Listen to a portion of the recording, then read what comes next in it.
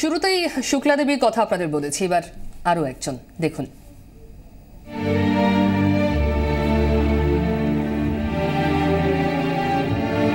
বিয়ের পর বহুদিন কেটে গেলেও সন্তান আসেনি সরকারি কর্মী কৃষ্ণা আর সমীর গৌতমের সংসারে। স্বপ্ন ছিল টলমল পায়ে কেউ তাদের ঘরেও হাঁটুক, আধো আধো বলিতে কেউ তাদের কাছেও আবদার করুক। এই ইচ্ছে থেকেই দুজনে চলে আসেন কলকাতায় ডাক্তারের কাছে। শুরু হয় লড়াই। খুব কষ্ট করেছি আর কি। ভোরবেলায় বেরোতাম, তারপরে গিয়ে দেখি টেকে যখন বাড়ি পেতাম বিকালবেলা, ঝড় বৃষ্টি গরম রোদ সবেই যেতাম। চাকরির কারণে নলহাটিতে পোস্টেড ছিলেন কৃষ্ণা। সেখান থেকে কলকাতায় এসে টানা 2 বছর ধরে চলে চিকিৎসা। একটা ছোট অপারেশন করলেন মাইক্রোল্যাবে অপারেশন করার পর তারপর ওষুধ দিয়েছিলেন 6 মাস পর। তারপর আবার গেলাম, তখন বললো যে আইভিএফ করতে হবে। ধৈর্য আর অপেক্ষার ফল পান এই দম্পতি। 5 বছর আগে যমজ সন্তান হয় তাঁদের, একটি ছেলে একটি মেয়ে। কৃষ্ণা তখন 44, স্বামী সমীরও 52 ছুঁয়েছেন। তবে এখন মনে হয় আমার ছেলে মেয়ে তো আমি খুব লাকি। আমি চিন্তা করেছি যে আমি ঠিকই মানুষ করতে পারবো। স্বপ্ন পূরণ হয়েছে কৃষ্ণা আর সমীর গৌতমের। ছেলে মেয়ে, তাদের স্কুল, আদর আবদার, এসব নিয়েই দিন কাটে দুজনের, ঠিক যেমনটা স্বপ্ন দেখেছিলেন তারা। ব্যুরো রিপোর্ট, 24 ঘন্টা। আরও একটা উজ্জ্বল উদাহরণ। ডক্টর খাস্তগীর, আমি বিভিন্ন আলোচনা আসার আগে যিনি বিরতির আগে জানতে চেয়েছিলেন, দুটো টিউবই ব্লক, তিনি কি পারবেন মা হতে? হ্যাঁ, টিউব ব্লক দুভাবে আমরা ট্রিটমেন্ট করতে পারি। একটা ল্যাপ্রোস্কোপির সাহায্যে অনেক ক্ষেত্রেই টিউবের ব্লক খুলে দেওয়া সম্ভব, কিন্তু এর সাফল্যের হার আমরা বলি 20 থেকে 80%। যদি খুব জটিল সমস্যা হয় 100 জনের মধ্যে 20 জনের ঠিক হবে, 80 জনের হবে না। আর সহজ সমস্যা হলে 100 জনের মধ্যে 80 জনের হবে, 20 জনের হবে না। আমি বোঝানোর চেষ্টা করি বন্ধ্যাত্বের চিকিৎসা অনেকটা হচ্ছে পরীক্ষা দেবার মতো বা ইন্টারভিউয়ের মতো। আপনার জ্বর হলে আমরা ওষুধ দিয়ে জ্বর সারিয়ে দেবো 100%, অ্যাপেন্ডিক্স কেটে বাদ দিয়ে দেবো 100%, কিন্তু ইনফার্টিলিটি অসুখ নয়, এটা একটা সমস্যা। আমি যদি পরীক্ষায় না বসি তাহলে পাশের কোনো সম্ভাবনা নেই। অতএব ল্যাপ্রোস্কোপি করার আগে বা আইভিএফ বা যে কোনো চিকিৎসার আগে আমি বলি যে আমি কিন্তু আপনাকে গ্যারান্টি দিচ্ছি না।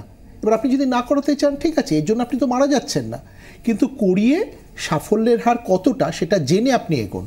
এবার যদি টিউবটা আমরা অপারেশন করে খুলতে না পারি, যেরকম কৃষ্ণা গৌতমের ক্ষেত্রে শুনলেন, তখন আমরা আইভিএফ পদ্ধতিতে যেতে হয়।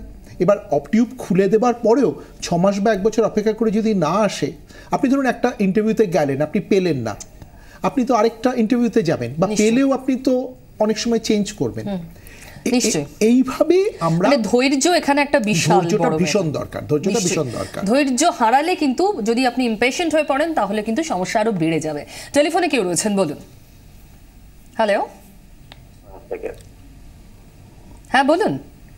হ্যাঁ, বলছি যে ডাক্তারবাবুর সাথে কথা জানার ছিল যে আমার মিসেসের যে মানে যেখানে বাচ্চাটা হয় আর কি, যেটা বলে, যেটা ওভারি বলে না কি বলে ঠিক মনে করতে পারছি না, তো সেটা একটু মানে সাইজটা একদিকে একটু কার্ভ আছে, একটু টার্ন করা আছে, এবং ডাক্তারবাবু বলেছেন যে সেটা হয়তো সমস্যা নয়। এবং একবার বাচ্চা এসেছিল, কিন্তু 3 মাস থাকার পরে 4th মাসে সেটা মিসক্যারেজ হয়ে যায়, এবং তারপরে একটা টেস্টও করা হয়েছিল, অপারেশন ছোট করা হয়েছিল, কিন্তু বর্তমান ডিম্বাণুটা হচ্ছে না বলে এটা কোনোভাবে কিছু করছে না। সেই ক্ষেত্রে কি করা সম্ভব? শুনতে থাকুন, ধন্যবাদ, শুনতে থাকুন। আর কে রয়েছেন? হ্যালো, না, যোগাযোগ বিচ্ছিন্ন হয়ে গিয়েছে। এটা উনি যেটা বললেন, এটা একটা জ্বরের গঠনগত ত্রুটি, জন্মগত ত্রুটি। একদিকের ইউট্রাসটা তৈরি হয়েছে, অন্যদিকে তৈরি হয়নি। দুদিকে ইউট্রাস তৈরি হয়ে একদম জুড়ে একটা অর্গান হওয়ার কথা। এটাকে আমরা বলি ইউনিকর্নুয়েট ইউট্রাস। এতে ইউট্রাসের জায়গাটা কম থাকে, যে জন্য মিসক্যারেজের সম্ভাবনাটা বেড়ে যায়। আমরা অনেক সময় জ্বরের মুখে একটা ফাঁস মতো বেঁধে দিই, যাতে প্রেগনেন্সিটা ধরে রাখতে পারে ইউট্রাস। এটা এক ধরনের চিকিৎসা মিসক্যারেজ প্রিভেন্ট করার জন্য। কিন্তু পাশাপাশি ওনার বোধহয় ডিম্বাণু তৈরি হচ্ছে না।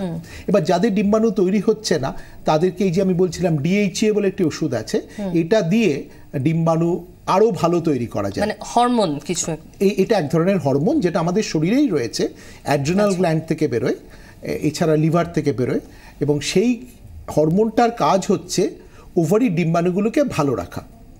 এবার যদি সেই হরমোনের লেভেলটা কমে যায় আমাকে বাইরের থেকে সাপ্লিমেন্ট দিতে হবে। ঠিকই। এবং আমি একটু আপনাদের দুজনের সঙ্গে কথা বলবো, অনুরাধাদি এবং আলপনাদি। ধরুন বাচ্চা তো হলো, একটা নতুন জীবন পেলেন, কিন্তু তারপর যে স্বাভাবিক প্রক্রিয়াগুলো, ব্রেস্ট ফিডিং বলুন, সেটা কি বয়সের কারণে কোনোভাবে কখনো সমস্যায় পড়েছেন? না, আমার ব্রেস্ট ফিডিং আমি করিয়েছি 2-3 মাস, তাতে কোনো অসুবিধে হয়নি। তারপরে অসুবিধে হয়েছে।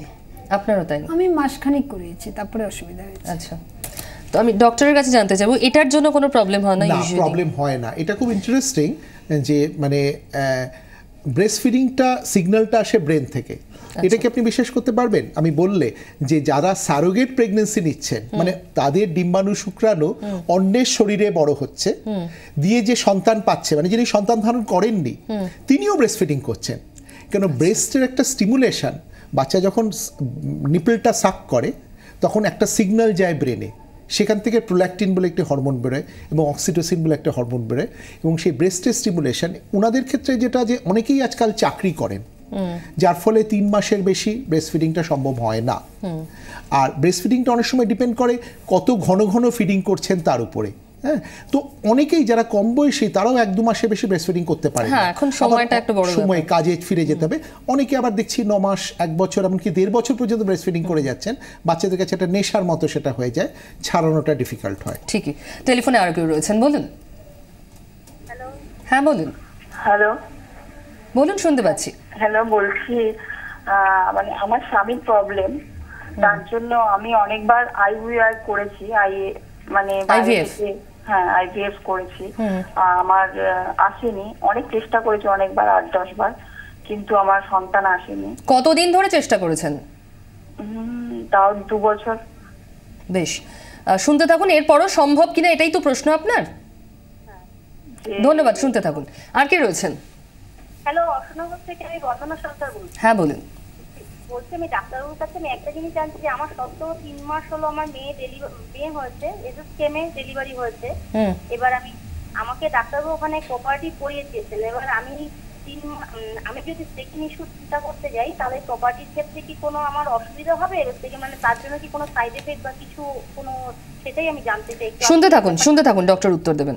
প্রথম প্রশ্নের উত্তরই আগে যদি দেওয়া যায়। হ্যাঁ, প্রথম প্রশ্নে উনি জানতে চাইলেন যে মানে ওনার ক্ষেত্রে, আরেকবার আমাকে রিপিট করেন, মানে ওনার বয়সটা বেশি হয়ে গেছে না, ওনার স্বামীর সমস্যা। হ্যাঁ, স্বামীর সমস্যা, দ্যাটস রাইট, স্বামীর সমস্যা। এবং উনি 2 বছর ধরে চেষ্টা করে, কিছু আইভিএফ করেও হয়নি। আমার মনে হলো যেন উনি আইইউআই বললেন, মানে কেননা আইভিএফ এর আগে স্টেজটা বললেন, সেটাতে যেহেতু খরচাটা কম, সেজন্য মানুষ অনেকবার করান। ওকে, এবার একটা জিনিস বুঝতে হবে, যে কোনো চিকিৎসা 6 বারের বেশি করিয়ে কোনো লাভ নেই। মানে আমার ধরুন খুব খিদে পেয়েছে, আমাকে একটা বাতাসা খেতে দেওয়া হলো, তাতে তোমার পেট ভরবে না। তো আমি 2-1 বার দিয়ে যদি দেখি যে না তাতে কাজ হচ্ছে না, তখন সেটা বন্ধ করে দিতে হবে, তার পরবর্তী ধাপে যেতে হবে। এবার আমাদের কাছে বিভিন্ন ওষুধ আছে স্পাম কাউন্ট বা স্পাম মোটিলিটি, এগুলোকে ভালো করার জন্য। আর এছাড়া আইইউআই পদ্ধতি রয়েছে। আইইউআই এর পর একটা বিশেষ ধরনের আইভিএফ পদ্ধতি রয়েছে, যাকে আমরা বলি ইক্সি। সেখানে কি হয়, স্পামটাকে নিয়ে আন্ডার মাইক্রোস্কোপ এগের মধ্যে ইনজেকশনের সাহায্যে ঢুকিয়ে দেওয়া হয়। ওকে। এছাড়া যাদের এটাতেও হচ্ছে না, অনেক সময় মানুষ ডোনার স্পার্মের সাহায্য নেন, সেটা অনেকে নিতে চান না। আবার অনেকের ক্ষেত্রে দেখা গেছে যে স্পামটা ভিতরে লুকিয়ে রয়েছে, বাইরে বেরোচ্ছে না, রাস্তায় কোনো অবস্ট্রাকশন আছে, তো ঘুম পাড়িয়ে আমরা আন্ডার অ্যানেস্থেসিয়া টেস্টিস থেকে সেই স্পামটাকে বের করে নিতে পারি। মানে উপায় অনেক আছে, অনেক উপায় আছে, অনেক উপায় আছে, ছাড়বেন না যিনি প্রশ্ন করেছেন। একদমই। আরো কেউ রয়েছেন, বলুন। আসছি, বলুন। হ্যালো। হ্যাঁ বলুন। আমি নদিয়া ডিস্ট্রিক্ট থেকে বলছি। হ্যাঁ, বলছি যে একটা টিউব আছে, একটা টিউব নেই, তাহলে সেই বিষয়টা কি হবে? শুনতে থাকুন। আর কে রয়েছেন টেলিফোনে? হ্যালো। হ্যাঁ বলুন। আচ্ছা, আমি মসজিদ থেকে বলছি। বলছি আমার হাজবেন্ডের একটু অসুবিধা থাকার জন্য আমি না হতে পারিনি, আমি অনেক ডাক্তার দেখিয়েছি, ডাক্তার বলেছে আমার কোনো অসুবিধা নেই, কিন্তু আমি এখন মা হতে চাই, ছাড়া মা হওয়া সম্ভব কিনা আপনার ভয়েস ভীষণ ব্রেক করছে, শেষের দিকে আমি পুরোটা শুনতে পেলাম না। যতদূর মনে হয় হাজবেন্ড ছাড়া মা হওয়া সম্ভব কিনা এরকমই উনি কিছু জানতে চাইলেন, মানে ডোনার স্পার্ম বোধহয়। ডোনার স্পার্ম নিয়ে করা সম্ভব, কিন্তু সেখানে ওনার হাজবেন্ডের অনুমতি দরকার। একদম। যারা বিবাহিত তাদের ক্ষেত্রে হাজবেন্ডের, অনেকে একলা মা হতে চান। আমাদের কাছে অনেকে আসছেন যারা বিয়ে করেননি বা ডিভোর্স হয়ে গেছেন বা বিধবা হয়ে গেছেন, তারা অনেকে এসে আমাদের কাছে ডোনার স্পার্মের ট্রিটমেন্ট চান। সেক্ষেত্রে আমাদের আইন কিছু আটকাচ্ছে না, কিন্তু যারা বিবাহিত তাদের স্বামীর মতামত জরুরি। আপনি স্বামীর সঙ্গে কথা বলে ডাক্তারের সঙ্গে যোগাযোগ করুন। একটা টিউব আছে, একটা নেই। হ্যাঁ, একটা টিউব থাকলে অসুবিধা হয় না। আমাদের যে অর্গানসগুলো ঈশ্বর দুটো দিয়েছেন, একটা টিউব থাকলেও কিন্তু প্রেগনেন্সি আসে। এবার যেটা খেয়াল রাখতে হবে যে একটা টিউব নেই কি কারণে, অপারেশনের কারণে বা ইনফেকশনের কারণে, সাধারণত জন্মগত কারণেও কখনো কখনো হয়। এবার যদি জন্মগত কারণে হয়, অন্য টিউবটা সম্পূর্ণ ভালো। যদি ইনফেকশনের কারণে একটা টিউব বাদ যায় বা অপারেশন করতে, তখন কিন্তু অন্য টিউবেও কিছু কিছু ক্ষতি রেখে যায়, কিছু কিছু ব্যাড এফেক্ট রেখে যায়। অতএব অ্যাসেস করতে হবে সেই টিউবটা ভালো আছে কিনা। সাধারণত মেয়েদের একবার ডান দিকে একবার বাঁ দিকে ওভুলেশন হয়। অতএব একটা টিউব থাকলে অনেকের ধারণা যে তাহলে বোধহয় অল্টারনেট মান্থে প্রেগনেন্সি আসবে। ঘটনাটা তা নয়। টিউবটি ওভারির থেকে ডিমটি বেরিয়ে আমাদের তলপেটে, মেয়েদের তলপেটে একটা জায়গায় ডিমটি পড়ে, সেখান থেকে ফ্যালোপিয়ান টিউব ডিমটিকে উঠিয়ে নেয়। এবং ফ্যালোপিয়ান টিউব দুটি ইউট্রাসের দুপাশে এমনভাবে থাকে যে ডান দিক বাঁ দিক যেদিক থেকে ওভুলেশন হোক না কেন, অন্য টিউবেও কিন্তু যেতে পারে। তার মানে চিন্তার কোনো কারণ নেই, টিউব ভালো থাকলে সম্ভব। ঠিক। এবার একদম আমরা শেষের পথে আলোচনার, আমি জানতে চাইবো টেনশন এখন একটা সবথেকে বড় কারণ। বন্ধাত্ম চিকিৎসা করতে গিয়েও নিশ্চয়ই আপনিও মানেন এটা।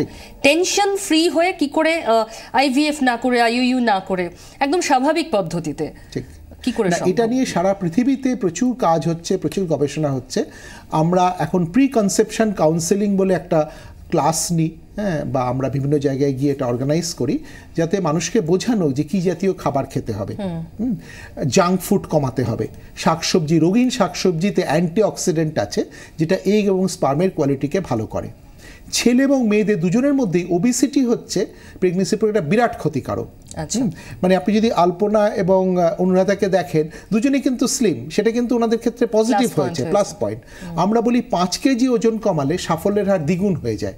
অতএব নিয়মিত ব্যায়াম করা, মানে ব্যায়াম করা মানে জাস্ট ক্যাজুয়ালি হাঁটা নয়, মানে এমনভাবে পরিশ্রম করা যাতে হাঁপিয়ে যাই, ঘেমে যাই, যেটা মেয়েদের পক্ষে বার্ন করে। এবং ছেলেদেরও দরকার।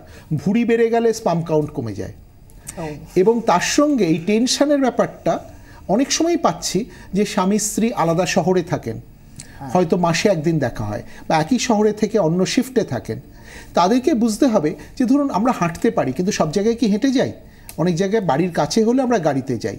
এদেরকে আমরা বলি আপনাদের টেনশন কমানোর উপায় হচ্ছে আপনাদের যে কোনো একজনের স্পার্ম বা এগ আমাদের ব্যাংকে জমা দিয়ে চলে যান। ধরুন হাজব্যান্ড থাকেন চেন্নাইয়ে, তিনি স্পার্মটা কলকাতায় ব্যাংকে আমাদের ক্লিনিকে জমা দিয়ে চলে গেলেন। এবার স্ত্রী প্রত্যেক মাসে ওভুলেশনের দিন এলেন, হাজব্যান্ডের স্পার্মটা আমরা স্ত্রীর শরীরে দিলাম। এটা ব্যাংকে টাকা জমা রাখার মতো। হাজবেন্ড রোজ স্ত্রীকে টাকা দেন বাজার করার জন্য, সেই প্রথা তো চলে গেছে। একদমই, মানে চিন্তা ভাবনাটাকেও বদলাতে হবে, জানতে হবে যে এত পদ্ধতি রয়েছে। এবং আপনারা যে উদাহরণগুলো দেখলেন, সেটা দেখেও যদি আমরা ভাবি যে কেন টেনশন করব, টেনশন করা উচিত নয়।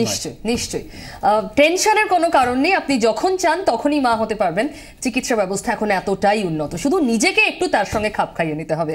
ডক্টর গৌতম খাস্তগির আমাদের সঙ্গে ছিলেন, খুব মূল্যবান কিছু পরামর্শ দিয়েছেন। আপনাদের দুজনকে অনেক অভিনন্দন। আপনাদের মেয়েরা ভালো থাকুক, বড় হয়ে উঠুক, সুন্দর জীবন পাক, এটাই চাই।